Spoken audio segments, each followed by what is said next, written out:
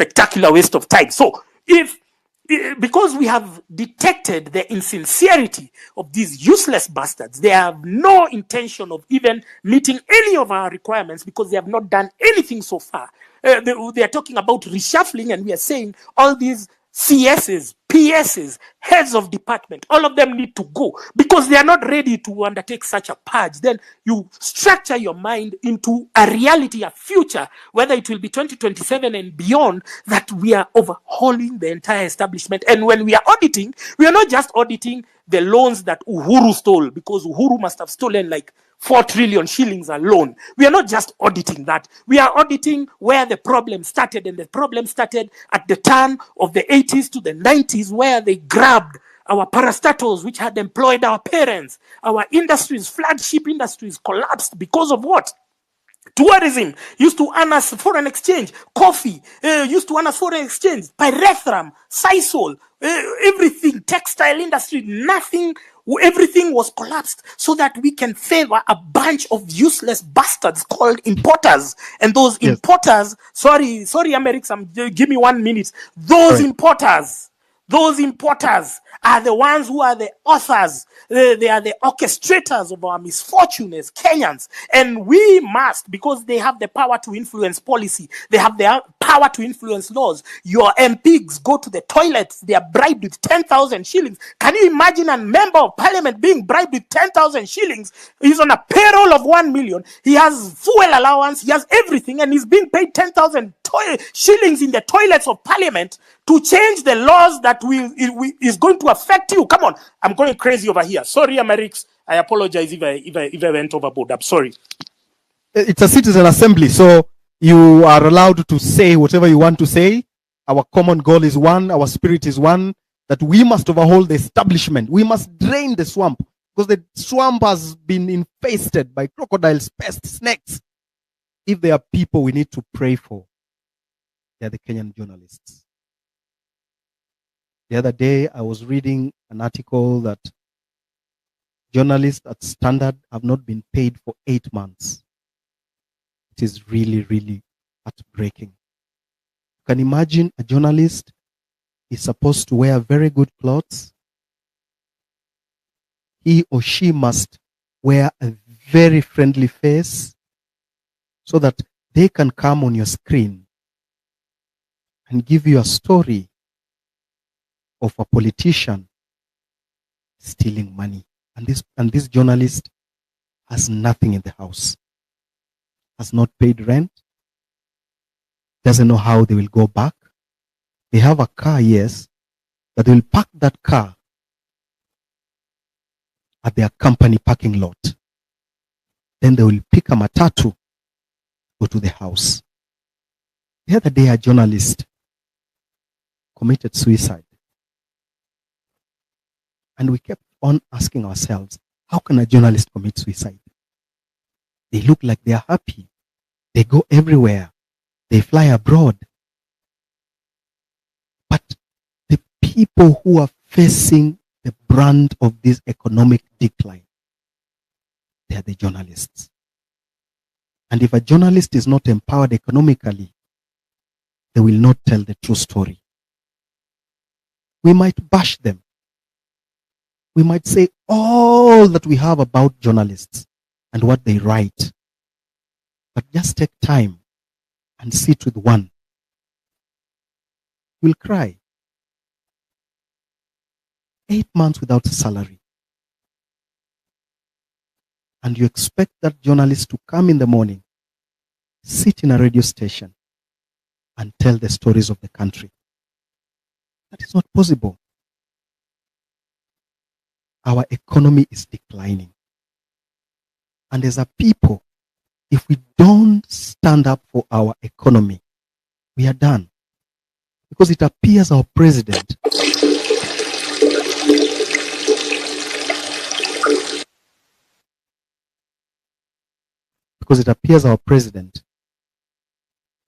looks like a captive of other forces. That is not normal. The other day, UK did its election. They removed the World Economic Forum puppet and put there another puppet. They have jumped from a frying pan to the fire. Because this current puppet, the current prime minister, is the one who has been going around the world telling people about green energy and things like those, but goes to those meetings in a private jet. Ombachi, welcome. Asante sana. First of all, thanks Gaido. Gaido, you know, watu wengi si ubash Gaido hapa hivi Twitter, but he was amongst the first guys na yesi wa kwanza. Hiyo movement tayari ilikuwa imeanzanga TikTok a while back, but Gaido ndo amongst the first people hii stuff ilianza kufesta upon them. But mimi sina mingi ya kusema. Mimi I usually judge events based on history and the probability of them repeating themselves again. Na kulingana na the recent events zimekuwa zikihappen ETL na hii historia ya Osama ya betrayal kulipwa. So sijui mbona we are entertaining people who've had a history of questionable characters, you know. Ndaongea straight to the point. Sijui kama Nyakundi naona uko hapo co-host. Nyakundi, wewe ni extortionist. Nakumbuka there was someone here hapa hivi kwanza ameongelea story ya footballers. Nikasema ikaniuma, nikakumbuka hata mimi there was a time mimi na William Baka we were fighting for the rights of players hapo Union ililipa Nyakundi akaanza kututrash. Nyakundi, wewe ni extortionist. Wewe tuna welcome your efforts kwa hii movement. People like you should be welcomed. Yes, but you should not be given any self importance. Wewe fanya kazi yako kwa sababu umeamua kufanya kazi yako because you're fighting because of what you believe. See ati ni agenda, it's just facts. Maybe you mean well, but at this point you can't take chances. We already know from history what has happened na Osama. It will deflate movement. As much as ataki kuadmit ilikuwa momentum kidogo, but the good thing about it is it told us there are Trojan horses, ama there will be more Trojan horses in future. Wenye saizi bado si Trojan horses. Kuna watu bado wakilipo watadu the same thing. So why not? Watu wamekuwa wakilipo kufanya vitu kama hizi before. Si tulikuwa nafuatia retro players, wewe ukalipwa.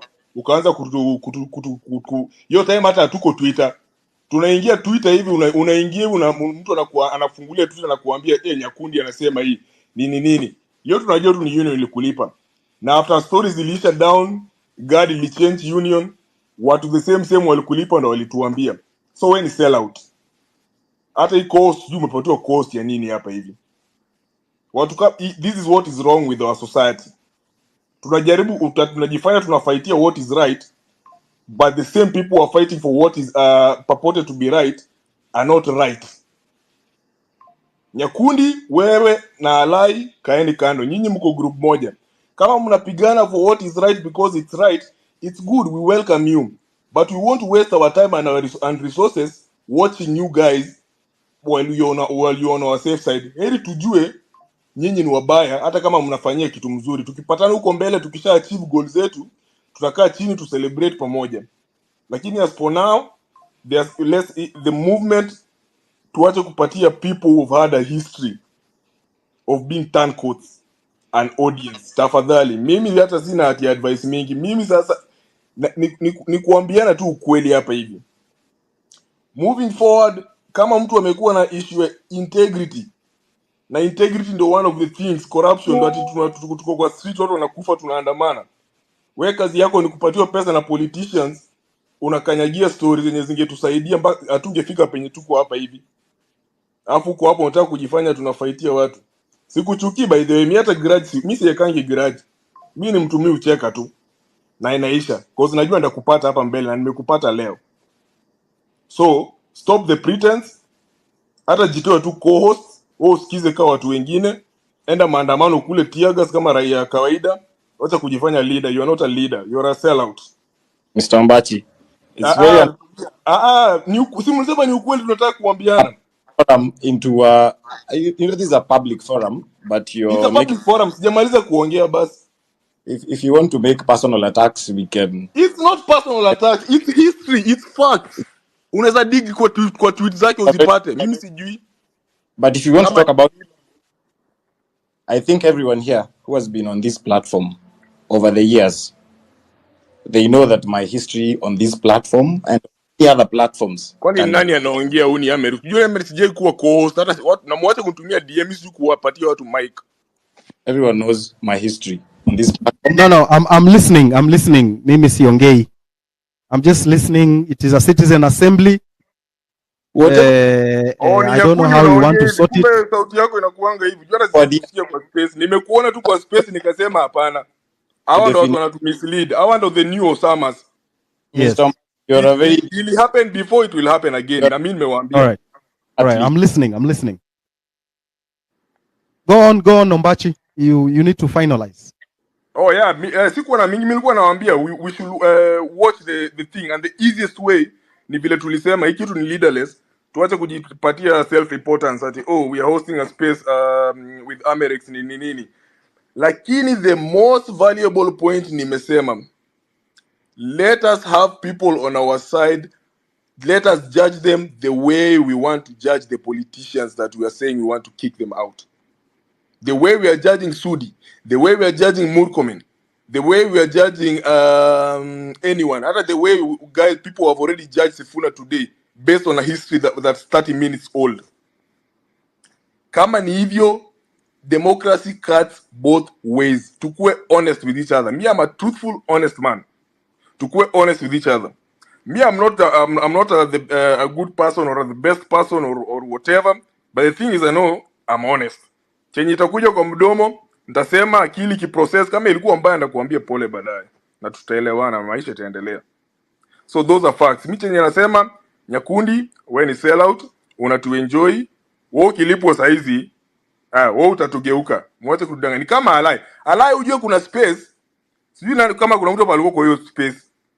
Nilianza kuongea hivi, nikaanza kuongea, nikaanza sasa kuchachisha watu, wakaanza kuchachisha. Kumbe jamaa alininyongea space, nimechangamka, nimeongelesha mosquito 30 minutes. Ndo nashangaa. Na hii hata nikiangalia TL hata sioni nini inaendelea hapa hivi. Kumbe jamaa alishaninyongea. Alafu kesho yake ndo unakuja kuona jamaa na tweet vitu zingine hot and cold. Ndo nikaangalia hivi nikasema, huyu jamaa ni sellout. Hata nikaanza kujiuliza nini mbaya. Mpaka watu hata I don't agree with them. Mtu kama Asamo. Ndo nikauliza Asamo bana, huyu jamaa wenu kwani anakuangaje hivi? Because mimi mimi sikuwa najua history yake. Nyakundi mimi nilijua kwa sababu yeye alilipwa atanishi jina yetu. Kuna hizi hata ukiingia kwa tweet zake utapata kama hajadelete. So mimi sina mengi ya kusema, ni kupoint out makosa. Mimi niko kama mtu mwingine kwa hii movement. Natokea kwa street to do my part, lakini nikiona makosa yote mahali, whether uko juu ama uko chini, enye niko in a position ya point out, I will point it out. Ndio isikuje bite uko mbele, alafu nianze kusema by the way nilikuwa najua hii story ati watu wanakuja wanaanza kusema huyo tulikuwa tunajua ni sellout. Mbona huku tuambia? Wewe basi pia wewe even you are a sellout. So mimi sina mengi ya kusema, ni hayo tu, na I think ni hiyo tu nimesema. Ukiniweka hapa hivi utapata zingine. Asante sana Deno. Nashukuru sana. Thank you for joining. Are you still in China? Niko China mazee, na hapa ni 3 sasa hivi 3:30 na bado silali. Hii space hii ni hadi kesho. Asante Sunday. Now let me go to Willis. In fact hata niongeze vile niko hapa, history ya my youth imeniudi. As in, ukiona the way the youth are supported here by Gava, as in Gava inafanya everything. I will tell you for free, for a fact, as in hii job ya influencer nafanya, I've been more than blessed enough, nimemanage kutoka hiyo cocoon ya local kufanya, of which bado nafanya, but I've been able to work with lots of embassies na governments, Turkey, Italy, nini Thailand. Kitu kama kupush tu chakula, kitu kama pad thai, the reason why is the most exported food in the world. The reason why Thai restaurants are the most the exported restaurants in the world, I think over 30,000 in the world, it's because the government ili push it. Government ilikuwa inapatia hadi incentives. Hapa China unakuja hapa hivi wameunda tu mpaka cities tu ziko empty za, kama unataka kushoot movie wewe unaenda unachukua license au lipi, unaenda unachapa wera yako unarudi. As in gava inadu vitu mingi sana, hata kuna vitu zingine za upuzi kwanza nimeona mpaka inaniuliza swali mpaka sasa nashangaa sasa, mbona unajua nimeenda public, nimekaa fala sana, nimeuliza jamaa hapo hivi kwa town sasa tuko hapa Sichuan Chengdu, akaniambia public toilet uko huko hivyo. Sasa mimi niko na card, nikamuuliza sina do ya kulipa, naweza swipe na vile visa hapo inasumbua kwa duka zingine. Mimi nashangaa watu wanacheka nini? Kumbe hata public toilet ni bure. Nashangaa kwani sisi tunabebwa ufala aje? Anyway, hata ni mazi. All right, asante sana. Thank you very much, Deno. Nimeshukuru sana. Let me invite Willis. Willis. Thank you very much, Americ. Karibu sana. Willis Otieno here. Yes. Piki Ponki. Karibu. The first thing I want to point out is that it's good that you start this. We continue this conversation because what you are doing is you are now giving citizens a platform where they are going to be discussing their issues beyond the political class. And the challenge we have in this country is that our politicians have always thought that they are actually lords over us. They are not. They are actually our workers. When you talk about the money that they spend, the lagis that you see them flashing around, that is money that's collected from the border guys, collected from you when you go and buy sweets, you go and buy anything you buy.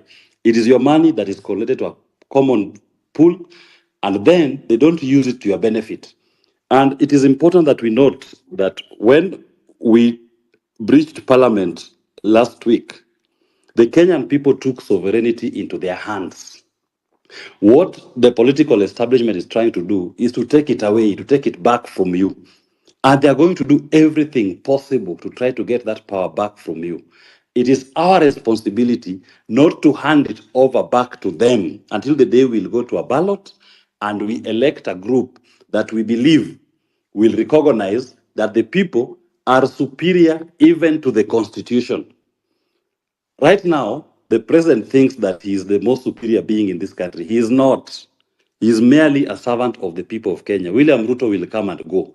In fact, the question we should be having at this point in terms of William Ruto, is he going before 2027 or is going in 2027? Going, he will go. That we've passed. What we must engender in our governance is that going forward, you must understand what we call the People's Charter. And that People's Charter, I normally summarize it to be one thing. It is about the welfare of the people and giving human beings, the people of Kenya, dignity in whatever you are doing. So anything that anybody does that does not give dignity to the individual, you must take it away. I've had the conversation about some within the space who will betray the movement. Whenever I talk to the politicians who are in the 1980s and the 90s struggle, they will tell you that they were betrayed by the most unlikely quarters, people whom they didn't even expect to betray them. Allow me just to give an example, for example, of Raila Odinga, who once mentioned one of the people who, when he sent an emissary to pass a message that he was in detention, that emissary, when he reached to a close relative, the close relative told the emissary, never come back to me with a message from Raila Odinga. And that is his close relative. He disowned him because he feared for himself. There are others who also decided to sell their fellow detainees just because you are offered 10,000 Kenya shillings, 100,000 Kenya shillings. So we will expect also in this particular quest, there are so many people in this space who will sell the movement for personal gain. But I assure you, what we are going through, there is nobody in Kenya who has ever gone through this process.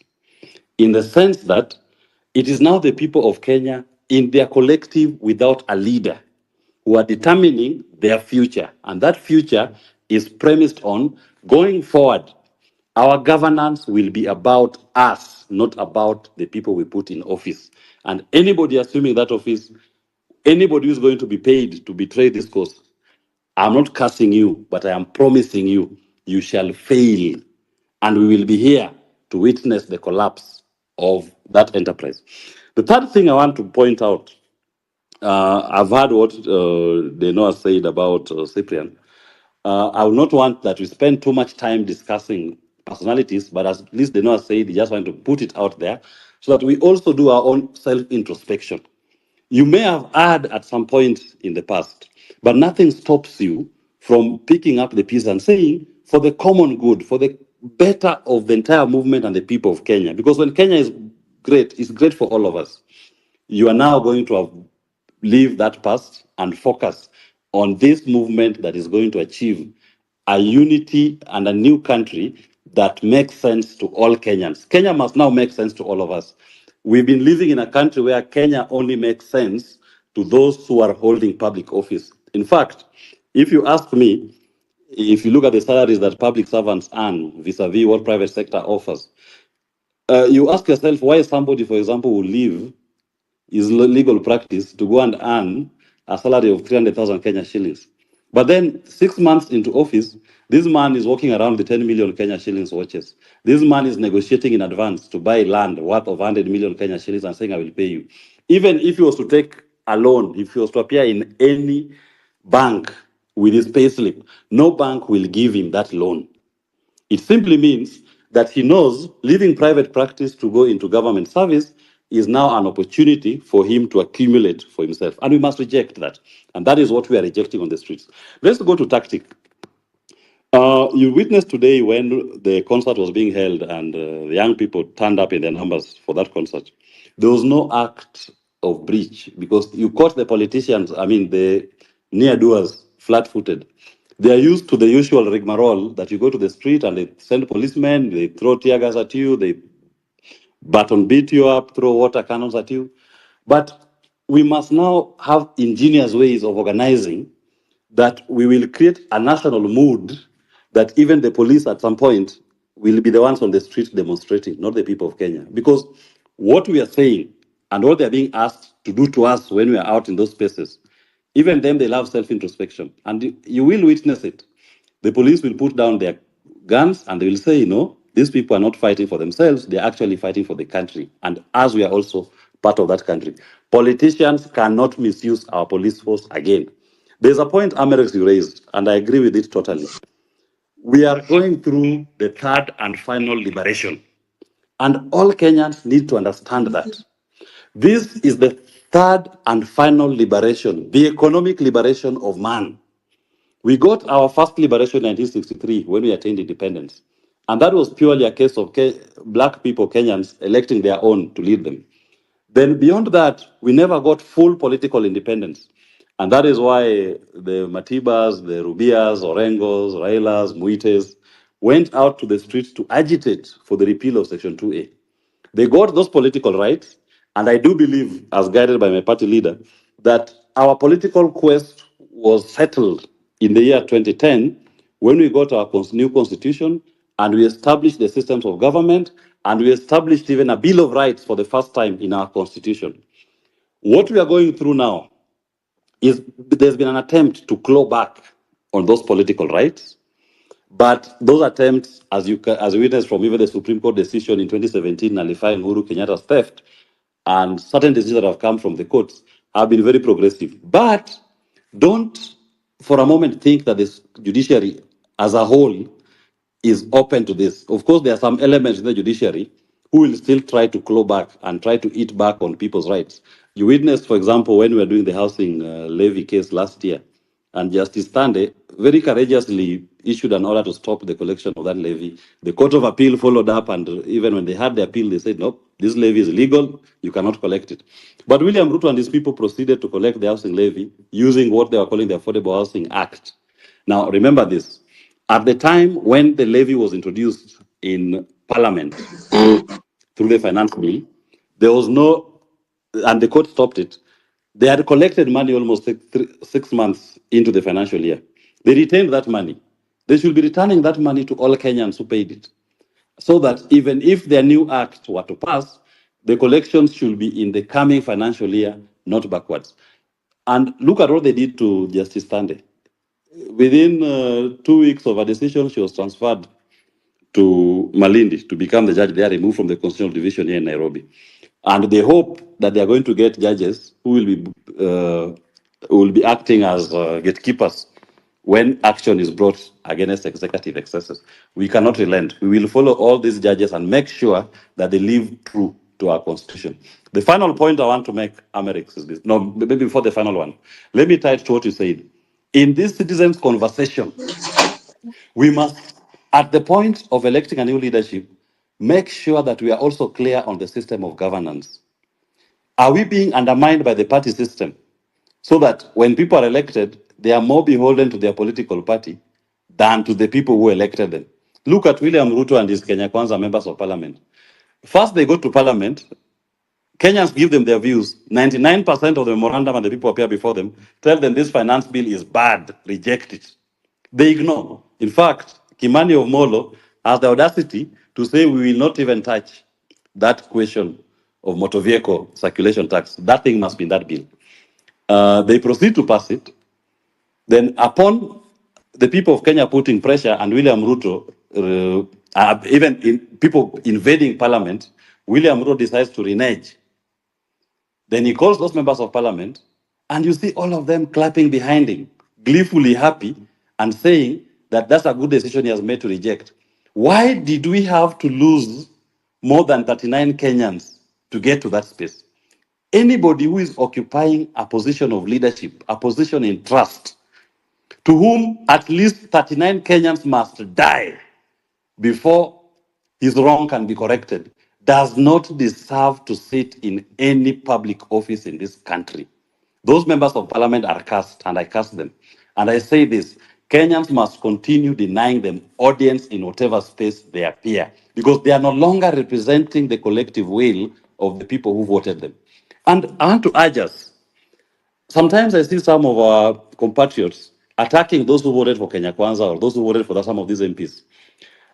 The fact that somebody voted for Kenya Kwanza or an MP, don't take it that he is now beholden to that person. When somebody has withdrawn his vote, his support, we urge them to join the movement, because our enemy is not that person who voted. Maybe he was misled. He was lied to on election day. But now he has seen the folly of his ways and he has seen through. It's even encouraged that when somebody recalls his vote and says that this MP is no longer representing what I voted for, that is a person that becomes an ally, and you help him in his fight against his MP. So let's avoid cross-party or cross-voting attacks against each other. Our common enemy is William Ruto and Kenya Kwanza. Those are the people who have put us in this pain. The final point I want to make, and I hope my leader Jimmy, I had Amerix, you try mentioning him if he could join. The question that we are facing as a country, which William Ruto and his people are trying to avoid dealing with, is the question of debt. These people took debt from the year 2014. Part of that debt didn't land in Kenya. I'll pick the Eurobonds, for example. They took 2 billion US dollars Eurobond. At that time, Jacob Juma, there's a gentleman, I think it's called Owiti, and even David Ndii was in that group. ODM convened them, and they went through to trace the movement of that money. And Raila at that point even threatened to lead Kenyans to storm Treasury building to release where the money went. Upon that threat, Treasury released the first proof of payment. They released the RCGS form, which showed 1 billion US dollars was used to settle part of a loan that would be taken by Kibaki, and part of that money was paid into a CBK account. Correct, accounted for. The second part, 1 billion US dollars, at that time is almost 100 billion Kenya shillings. When they demanded for the information to be released, they released a form. It's in the public domain to date. And that form shows money moving from JP Morgan to another bank, and the account to which it is going in Qatar is redacted. You cannot see the name of the person to whom that money is being made. That is 1 billion US dollars in your debt books. In other words, somebody went to America or to the European market and took a Eurobond of 2 billion US dollars in your name. He made you to be responsible for paying that debt. And he did not apply that money to any project in Kenya. He did not procure parliamentary approval for that money. But what the Kenyan people ended up with is a responsibility to pay for that money. We did pay for that money sometimes, I think it was in end of June. And at that time, now when we were paying for it, we refinanced it. We took a fresh one at an interest rate of 10.35%. At the time of taking in 2014, the interest rate was 6%.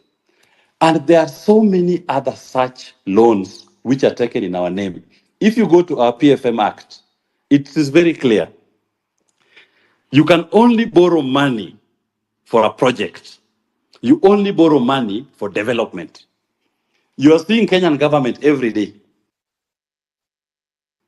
issuing, every week they issue treasury bonds and bills. They're telling you this bond and bill is going to finance which project.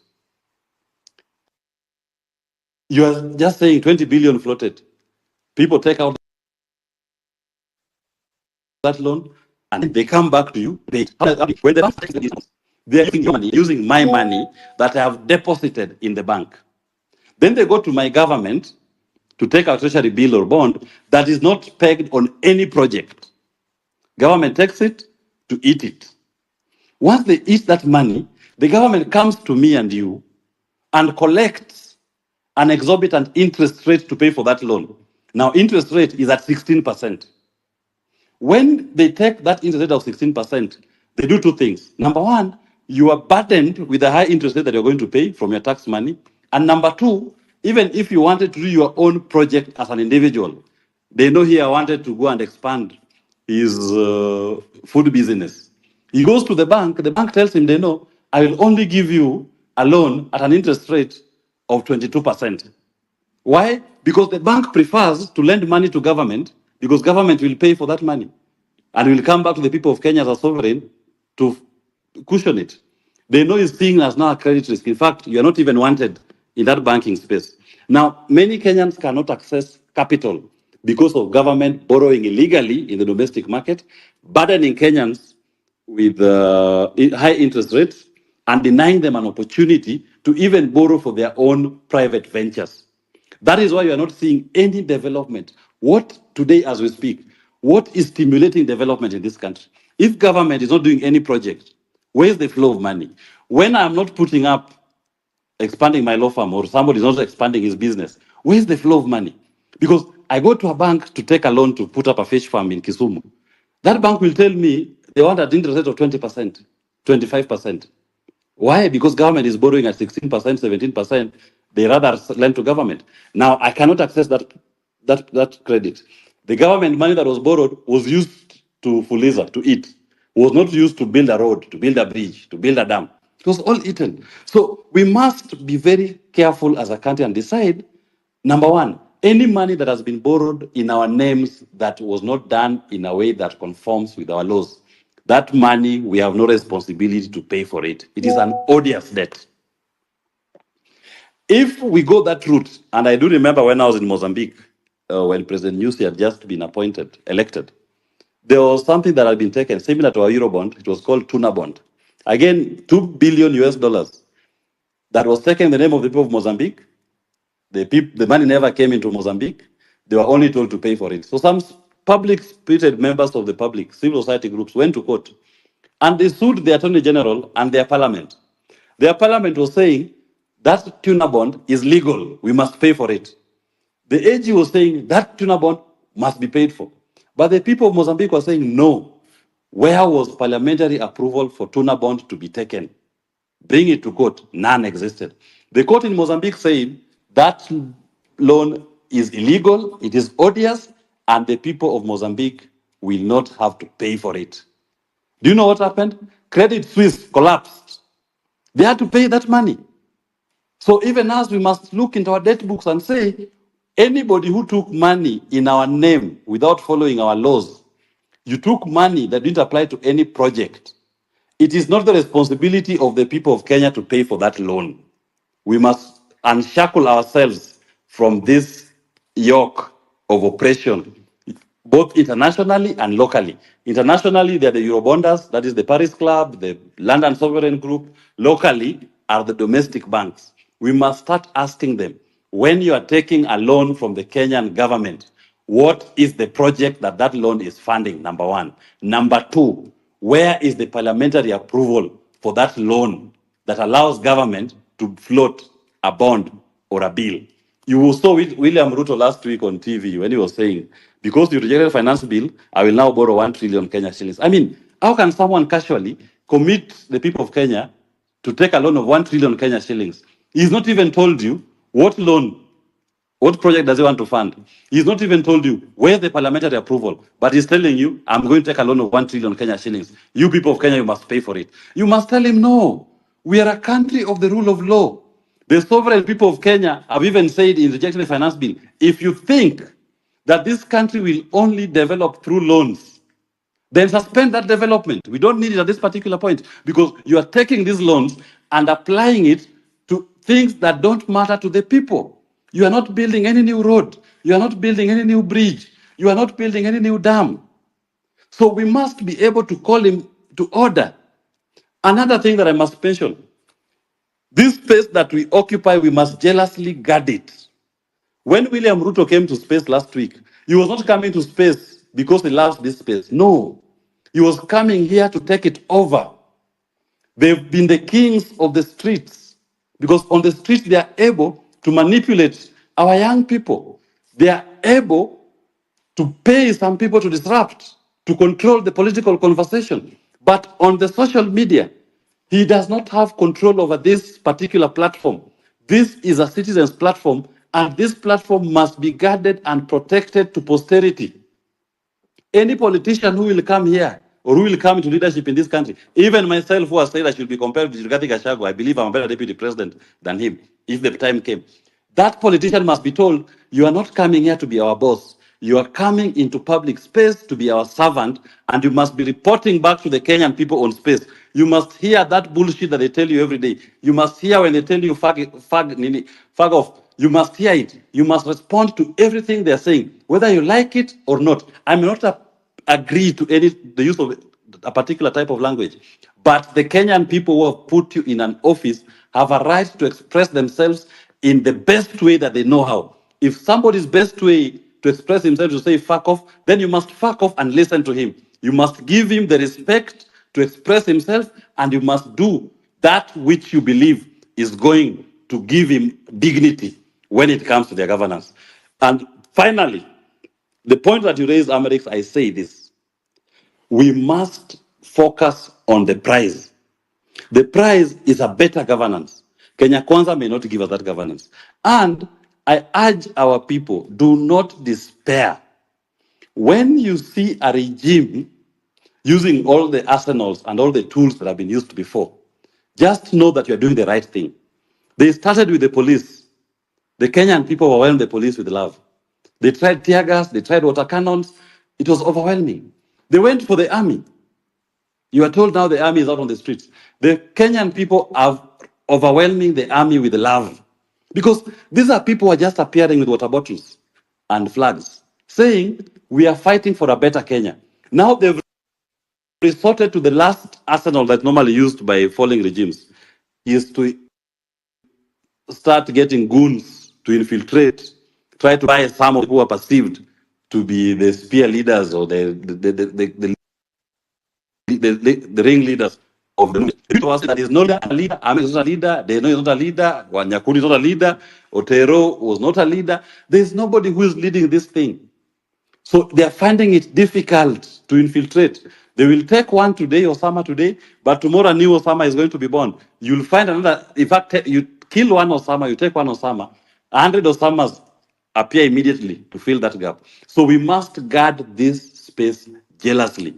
Don't even spend too much energy crying over the fallen soldiers who will have been bought by the regime. Our tears should only be reserved for those of our Kenyans who've been killed, the Rex, the Basleys, the Dr. Margarets, who've died when fighting for a better Kenya for all of us. So let us please focus and let us make sure that we do not relent. And to our members of parliament, some of them who may be on this platform, you must now understand one thing.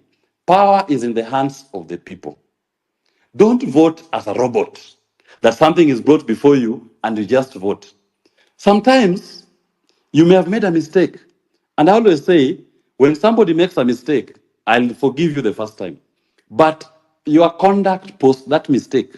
If, for example, the conflict of interest bill that was passed by a Senate, if some members feel that they never fully understood it, nothing stops you from bringing an amendment bill or even introducing amendments that furthers the good of the people. Take it back to Senate. Let us stop spending too much energy explaining ourselves out there for action that you've done on the floor of the house and you're not correcting it. I, as a person, I have no faith at all in our parliament. In fact, where I sit, I believe when the Kenyan people occupied parliament, we were done with the parliament. And nothing will come out of that parliament that is for the benefit of the people of Kenya. We are done with it. Our next phase was to occupy State House, which William Ruto stopped by bringing the army and the goons to infiltrate. An occupation of State House does not in any way mean an insurgency or a coup. It simply means the Kenyan people want a civil conversation on the manner in which they are going to be led. And let us not, when people say, I'm going to occupy parliament, we must, or I'm going to occupy State House, we must be very careful not to start selling fear or encouraging the police or the army to use guns. When somebody says we are going to occupy parliament, what you should be doing is asking the police, asking the parliamentary leadership, can you make sufficient arrangements for the group that is coming, that there's security for the members, there's security for the protester, who has a right under Article 37 to protest. When he comes to parliament, he's given a chance, he's given an opportunity to express himself. If you are going to set the parameter to be the gates of parliament, set it to be the gates of parliament. If it's going to be the lawns of parliament, set it to be the lawns of parliament. But you cannot say, if you come to parliament, we will kill you. And to say this, for these policemen who are currently being misused by the political administration to cause these deaths, I've been in a case, the Baby Pendo case, and in that case, we are suing policemen. We are suing former commanders, OCSS in Kisumu, the ones who killed protesters. They even clobbered Baby Pendo, a 2-month-old baby in her coat, baby coat. They killed that baby. Today we are in court. I've looked at all those policemen in the eye. I've seen the fright in their faces. They are being charged for crimes against humanity. They are being charged under the International Crimes Act. And their charging has been approved by the DPP. Those people are now crying in the Constitutional Court, asking, pleading not to be allowed to take plea. So even to Kome, even to Bungei, when you are deploying police and you're encouraging the killing of Kenyans, please note, when the time comes for you to answer for that, William Ruto, Kimani Ichung'wah, Ndindi Nyoro, or whoever you think is now sending you to do these things or is protecting you will not be there. You will carry your cross alone. Yebei is in court crying today over Baby Pendo. He is facing his day to answer to those charges. And we must document all these atrocities. The beauty is that criminal law, there is no limitation of action. I can sue you today, I can sue you tomorrow, I can even sue you 10 years today, even 30 years today. I can even wait for you to retire before I take you to court. And you will be called to answer to these charges. So anybody who's listening to me, if you come across any police atrocity, any misconduct by a unit sent, just collect the evidence. They may have the gun today, they may have the power today, but tomorrow they will not be holding that office. They will be called to account. And we must use all avenues available. I know there's a team of Kenyans who've even thought of going to the ICC so that the states can open an inquiry into Kenya. Because what we witnessed, this is not police controlling riots or demonstrations. This is a case where somebody has issued an order to the police to go out to civilian population and to exterminate them. When you have men wearing balaclavas and running around in a double cabin pickup, and they're covering their faces, carrying assault weapons. That is a death squad. That is no longer about controlling crowds. That's no longer about providing police. And those are issues that we must take up to either our local courts or even higher courts. And we must push to the end. We cannot at any point, even me, if I fall down and die today, this movement that the people of Kenya have started is bigger than me. It is bigger than William Ruto. It is bigger than Gachagua. It is bigger than anybody who has occupied this political space or anybody who has ever represented the people of Kenya. We must now give the people the right to determine their destiny. And that opportunity is here. Thank you very much, Amerix and the host. Unless there's any question, I'll hand over back the mic. Thank you. All right. Ooh. I have learned a lot. Thank you very much, Wakili, for that. I want to bring in, Salasia, we don't allow politicians to speak here because politicians have destroyed our country. Politicians have polluted our society. And you have requested me, you said you have something very important you want to say. And I listened to you because you voted no during when the finance bill came to the house of the floor of the parliament. Can you speak, Peter? Asante.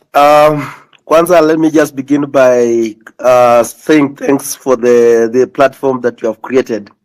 Indeed, when I just started listening from the word go, when you gave your remarks, I was so much impressed because you touched somewhere whereby there is a mess. You know, we have been just trying to talk, but there is a place that where Americs you touched so deep.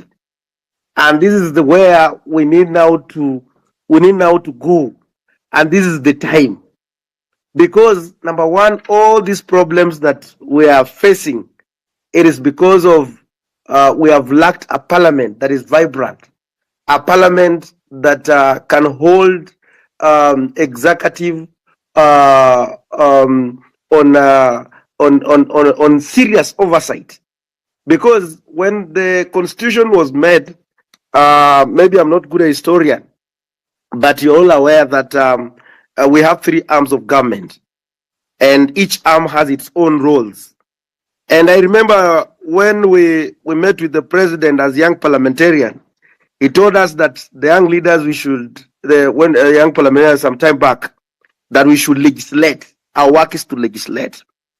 But so surprisingly, you find like if there is a controversial bill that has to go through, you will find like the members you meet with, like you remember last time we had people like Narama, they had made a deliberation position that I'm going to vote no.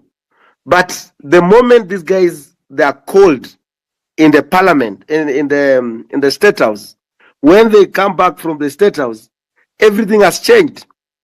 And that is why there is a point where you say that we need a referendum, a constitutional referendum, whereby we can separate the presidency. We cannot have a parliament that is an extended hand of an executive. Recently, you saw what just happened as a procedure of the House. We never have, we're not used to have, we always have the House business. Tuesday afternoon, then Wednesday from morning to evening, and then Thursday from 2 onwards.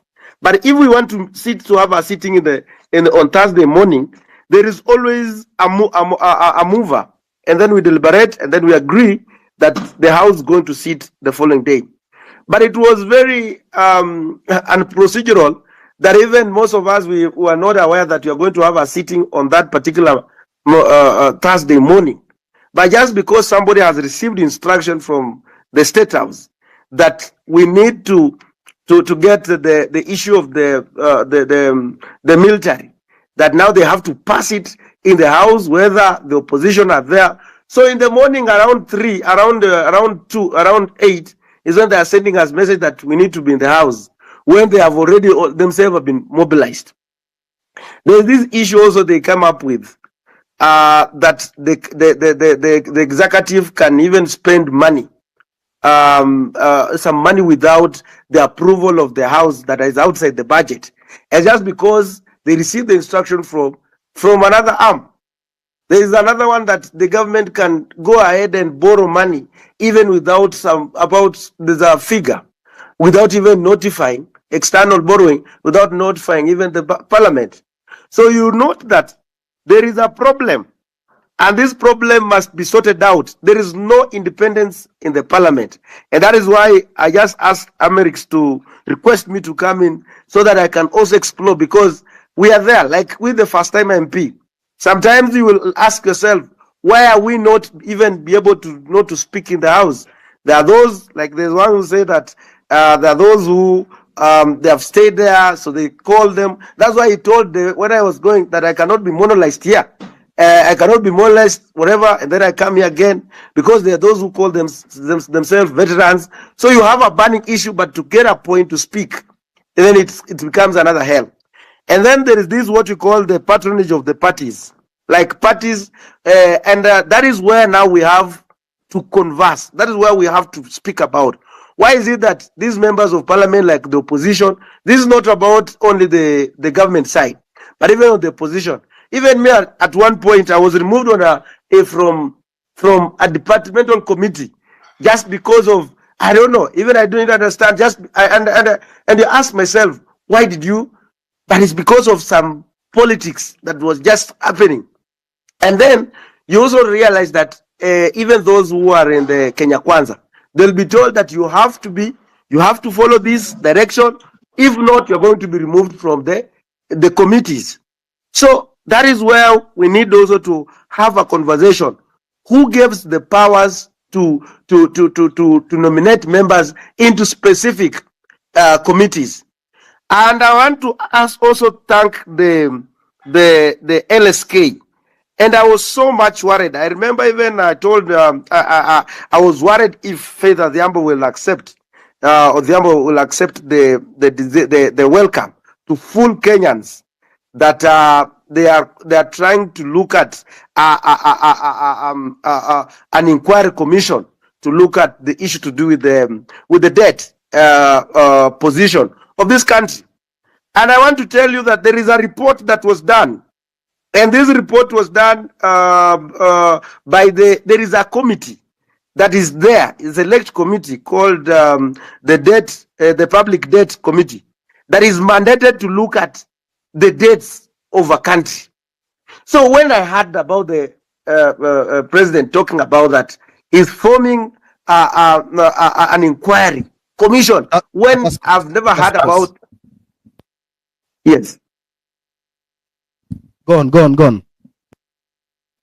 Yes. When I heard about him saying that he has formed an inquiry commission to go and look at this, that when we already have a report that implicated that the Eurobond money never came into this country, and people were paid, by the way, were paid. And so, again, what is really, that's why for those who have heard me speaking even on public rallies in public, I ask myself a question.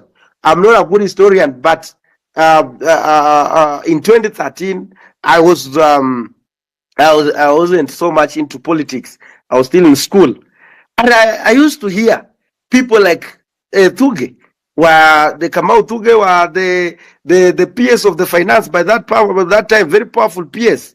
We had people like Narotich were there, Henry Rotich were the CS of finance. We had people like Njuguna Ndungu, who was the central governor of the central bank. And so the same people, when the money from the Eurobond got lost, are the same people that have been rewarded these jobs as the economic advisors. They are the same people that now they are holding bigger positions in terms of holding the finances of this country. You ask yourself, there is what you call the Auditor General. And we also have the board of that governs the central bank of Kenya. Ask yourself, who is auditing the central bank? And that is being run by few people. But now the auditor cannot even audit the central bank. And yet that is the work. So those are the things that I think as the highlights of this, because this nation lies in your hands. And I'm happy that you have studied the dynamics of the politics of this country. That if we come and raise one person, say that this is our leader, then this person is going to suffer, will be under intimidation, will be bribing, will be all sorts of manner of, so that to make sure that the movement dies at a go. So when you, and that is why I want all of you to remain with that slogan. And I'm happy that most of the members, you are mark timing each member. And I'm happy when Boniface Menguwen was trying to do, you are able to bring him on board and tells him this is the direction that we want. I've heard about people like Robert Alai, being called on order. You have to make a position. You don't need to have someone to come and discourage the people, because these people, they're under, and again, you remember the last Finance Act of the Finance Bill or the Finance Act of 2023. In the house, there is what you call the business house committee. The business house committee is the one that is mandated to give members on the business that are going to come into the house to be discussed. It is so much unfortunate that even it is unpredictable. If someone wants to pin you down, they will tell you that we are going to vote. Like last time, we have not been notified. Like we knew voting is going to be next week, but our leader who is there has not communicated to us, telling us that now there's going to be voting on this particular time and day and time, so that don't go away. Thank you. So you just find at the moment the voting starts, and that is why finally in 2023 Finance Act, most of the people were in the house, but they never voted because walikuja wanafunga mlango, and that is it. So I just wanted to highlight those issues so that at least it can also give you direction as you. But this is the time for you to call upon the referendum and fix some of the things that you are seeing. Because look at the last thing that I just want to tell you, and I'm happy that this is the thing. I'm in the Committee of Agriculture.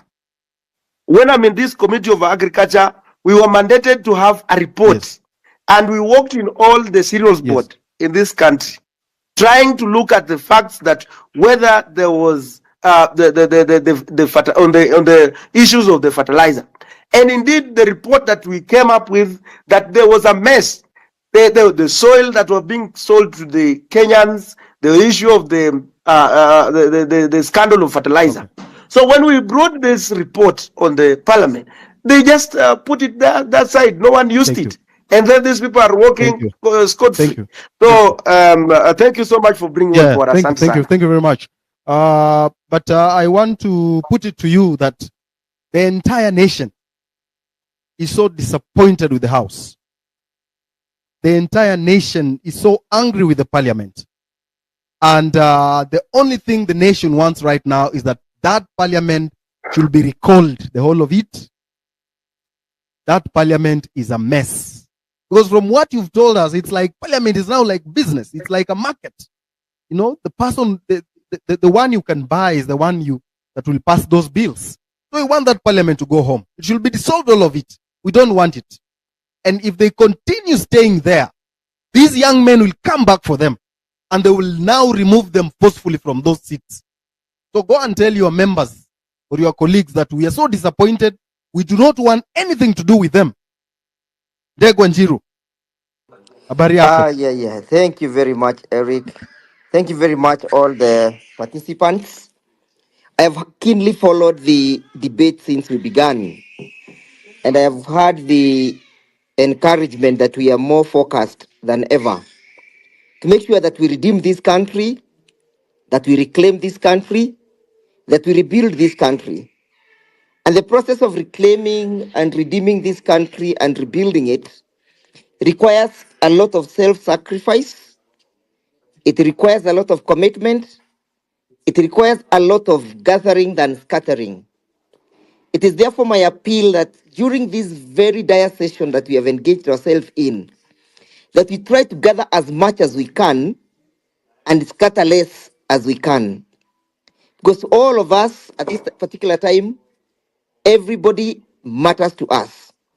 And now, moving forward, I have listened to my learned senior, Mr. Willis' submissions. I have also heard the sentiments of the host about the question of parliament. We have, I've heard the submissions about the question of the IBC, the public debts, and all those. I'll tackle each at a time. I would begin perhaps by tackling the question of the IBC and where we are at the moment. And what are we waiting for? Constitutionally, at the lapse of 14 days, whether William Ruto decides to sign to assent to the bill or not, the bill will become effective and will become law. But upon becoming law, how then do we move on, and how is a bill proposing to constitute the IBC? And that is where we should be focused at or on. I submit that when you look at the bill, they changed the criteria of constituting the IBC, and they proposed that the constitution of the panel that will select the commissioners.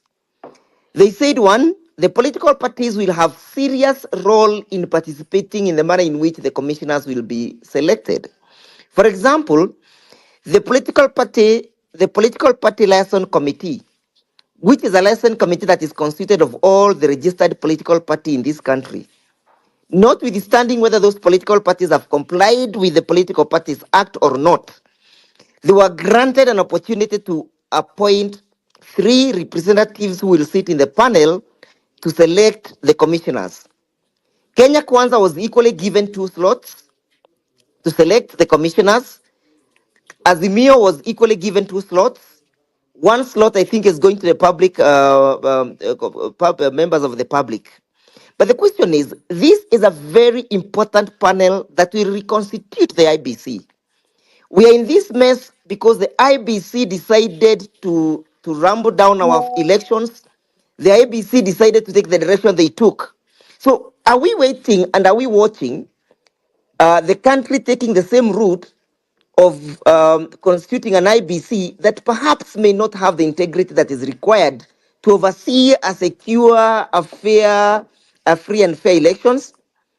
I am calling upon you, brothers and sisters, that we focus on this particular panel.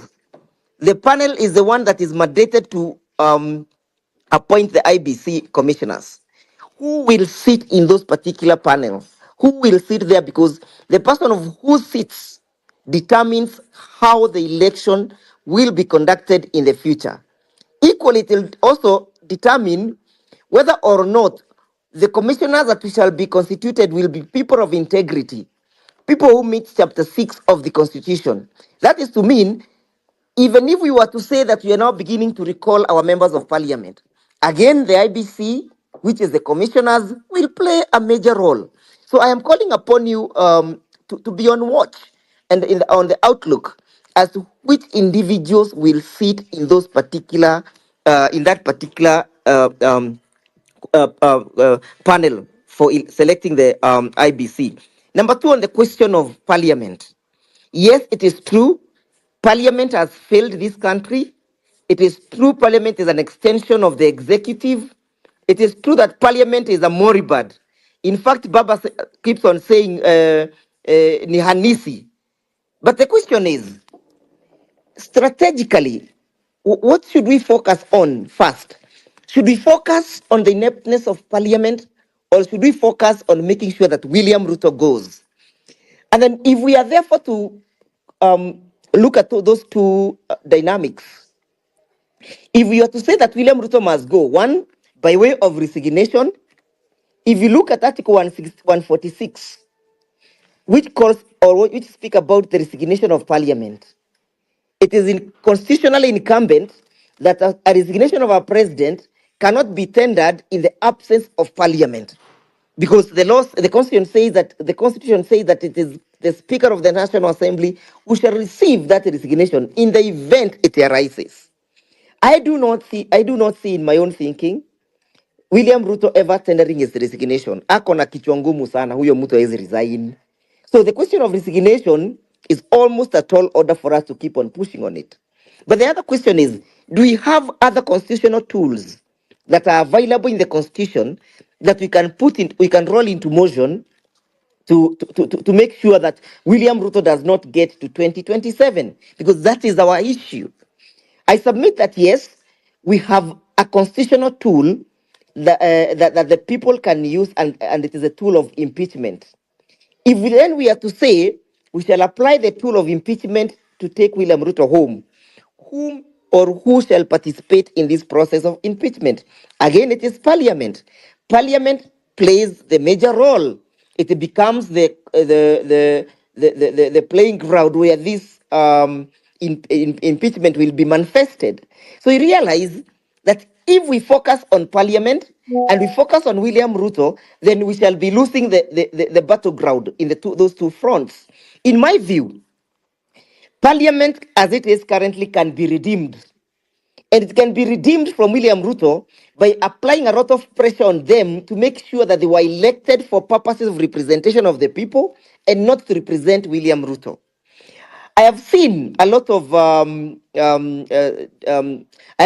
seen a lot of serious paradigm shift from the members of parliament, from how they behaved when the bill was in parliament, how they behaved when they passed the bill, and how they have now behaved when William Ruto declined to assent to the bill.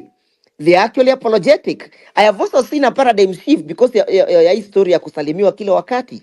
So it looks like if parliament is pushed to a corner, it looks like they can take a route, they can take a turn and start supporting the people.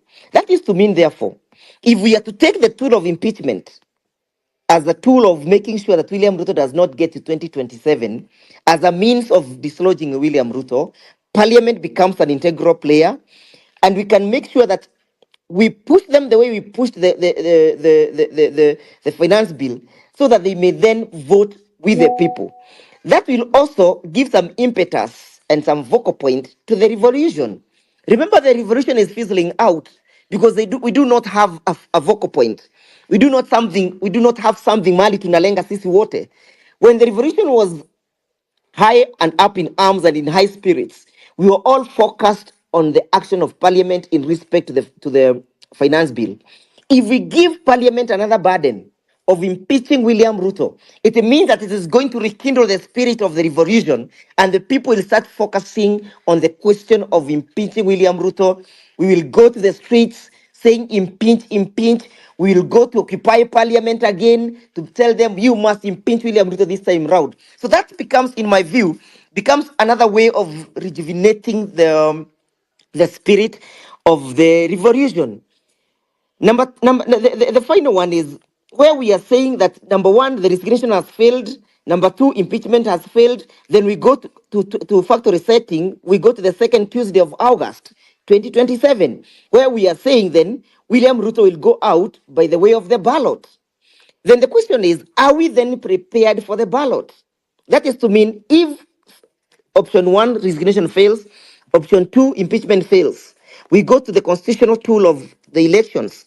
How have we prepared our people for option three? Where option three will be the climatization of the entire revolution and the manifestation of the results of the revolution.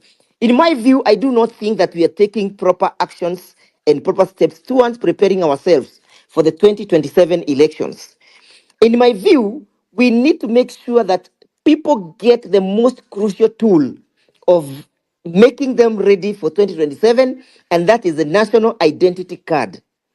The national identity card is the key to the warehouse that will send William Ruto home. How many Gen Zs have registered as a citizen of the Republic of Kenya? The other question is, do we have the facilities that are capable of producing all the IDs that are pending between today and 2027? And don't you think William Ruto will sabotage our revolution by making sure that the facilities are not available?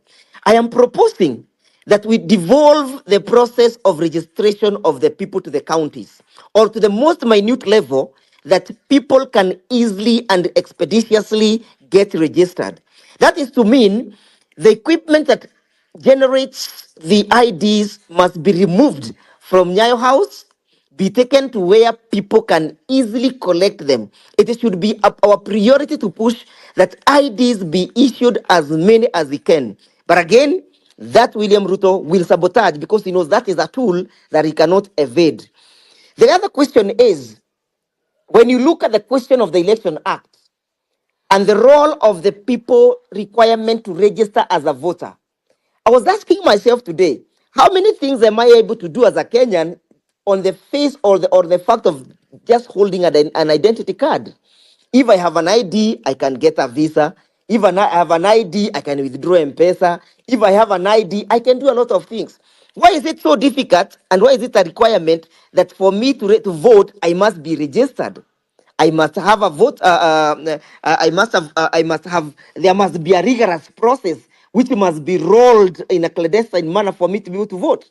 What is the role of the ID? Why can't I just go and vote? Why can't the register be generated on that basis? that if you have an ID, you are registered to vote. Those are some of the things that we might think and might impact or call for for the amendment of the entire electoral laws. We have made various proposals in that respect about the question of how the elections can be expedited and how everybody can be involved in the process of the elections. As I sum up, I've had the latter speaker, the member Silasia, speak about a referendum. In my view, we are not yet ready for that. If we say that we want to take the country to a referendum, we'll be losing our eyes from the ball. We'll not be able to keep the eyes on the ball. The eyes on the ball is the fate this country is where William has taken this country. We must fix William Ruto if we want to fix the country. If you want to fix the economy of this country, fix William Ruto. If you want to fix the education system of this country, fix William Ruto. If you want to fix the agricultural sector of this country, fix William Ruto. If you want to fix the transport industry, fix William Ruto. If you want to fix the manufacturing industry, fix William Ruto. William is a problem that this country has. It's a cancer that is ailing this country. And therefore, at the moment, our focus should be how do we get William Ruto out of office? We have, in the past, been able to put a spirited fight in court, if I may report. For example, there's a pending matter that is before the court today about the finance bill and about the participation of the IMF. We have gone to court asking the Treasury not to sign any further agreement either with the IMF or with the World Bank. That matter was reported in the Standard today. I am actually the petitioner, the Mount Kenya jurist, which the chairman is also the petitioner, another group of advocates. So we are saying that we should be able to push for change from our own perspective and from where we are.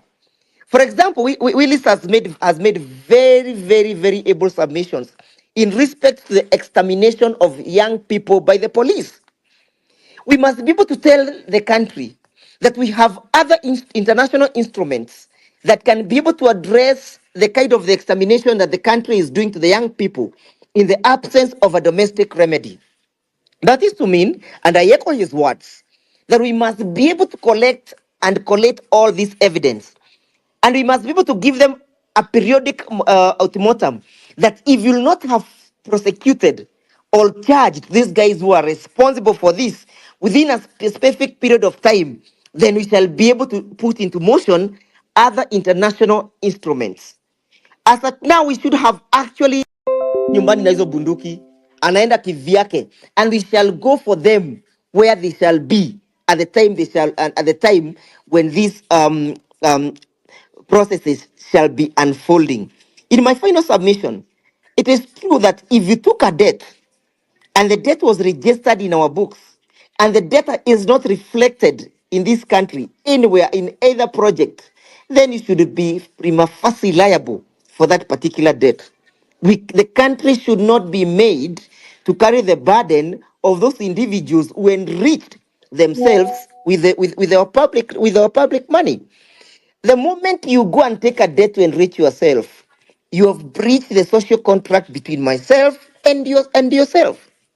That is to mean the liabilities that accrues therefrom from that particular debt are accrues to you as an individual and not to us as a nation. And finally, what is this William is saying? That is appointing a task force to review the debts. What was he paying? Hasn't he told us that he has been paying debts? Kwani amekuwa akilipa nini? Has he been paying things that he does not understand and things that he does not know? So in my view, huyu jamaa anatuchezea. We should keep the fire burning. We need to move on. We need to fix William Ruto. And we need to make sure that he understands the question of the sovereignty of the people. The sovereignty of the people is supreme, and that is why we're able to address you at this particular time freely. The moment we dim this light, the moment we fail to support the movement of the revolution, I think the revolution will fizzle out. The young people will get fatigued, and then they will not, they will lose the cause. So we must also begin to call other people who are not directly involved in the revolution to also take part by go slows. We need even to have strategies of serious economic sabotage. If we know that unauzanga mayai na hii mayai yako inakujanga hii supermarket fulani, we should be able to have a strategy of economic sabotage. It worked very well in America during the civil rights movements. People boycotted, and the effect was felt. If we know a company that sells particular, kama ni soda inauzanga, na wewe umetoka huko America na umepewa debt yako na unasupport huyu jamaa, we should be able to say don't take that soda. Why should we not be able to say, ile siku ingine alikuwa huko nilisikia alipewa sijui mapesa zingine za kampani zingine hapo, sitaki kuzitaja saa hizi mimi, lakini hizo kampuni tunazijua. It means they are supporting him. Why should we continue supporting their products to support a tyranny or support a dictator who is sabotaging our economy?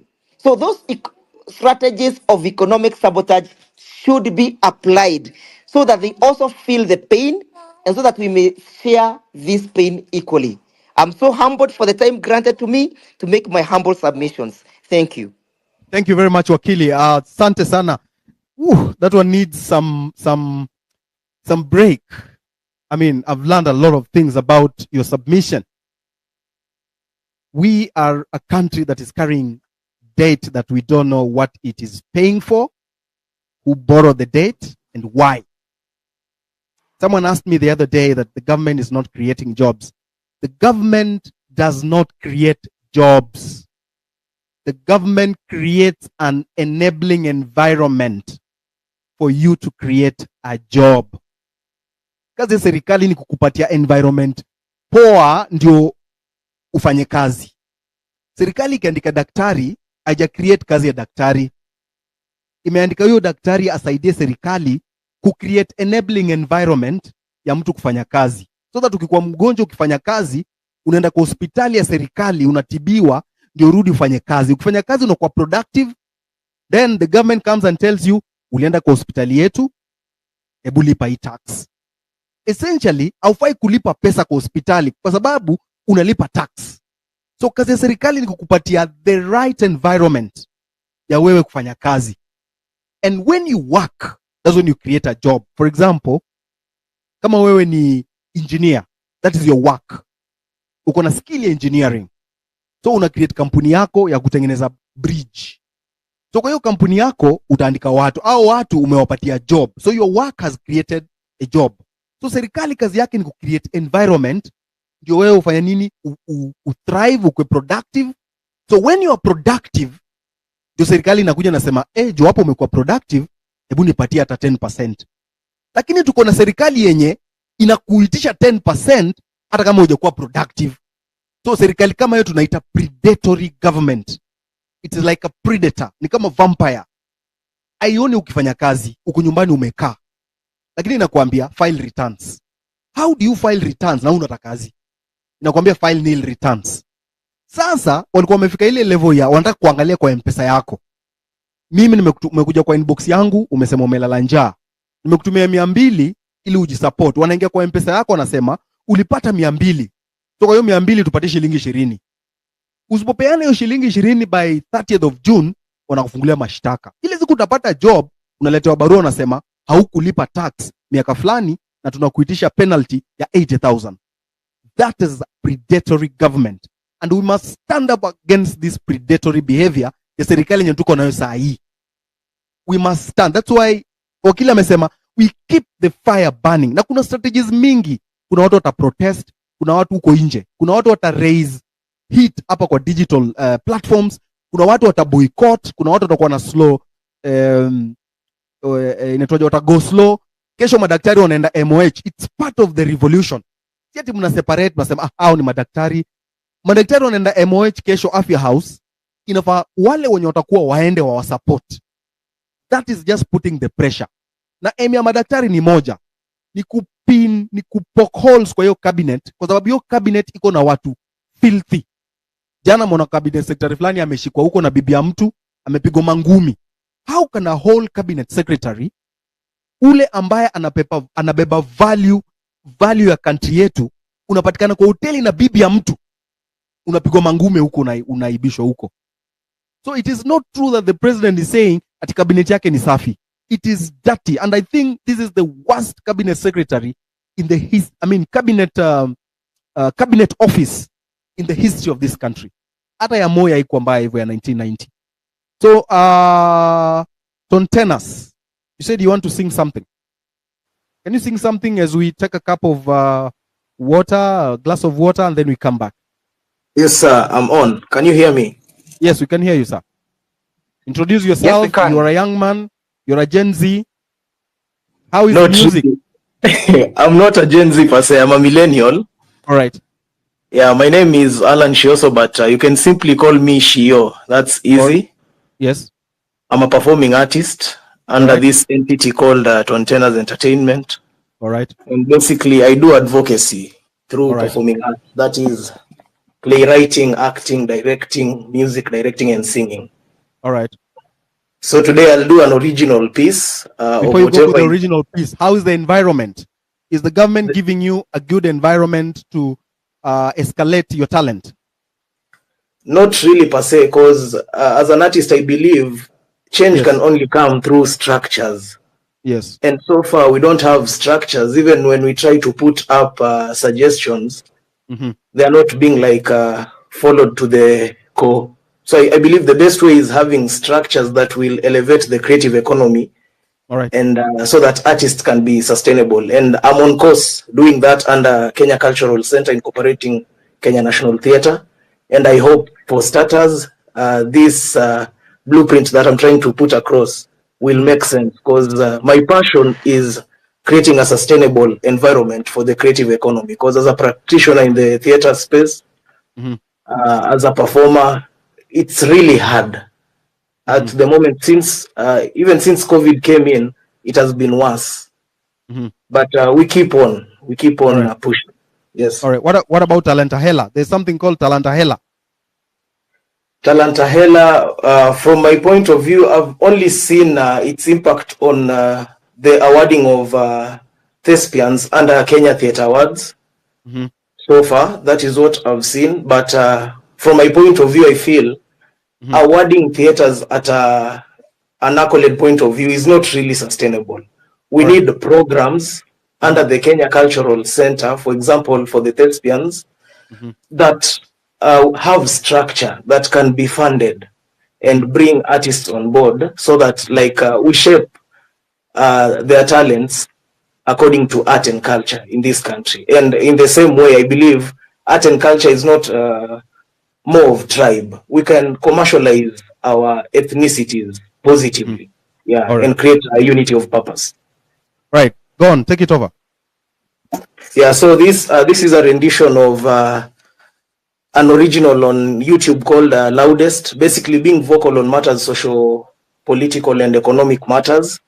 But I'll do the vocal part of it. The original piece is incorporated with other artists, and it's more of pop and street sound.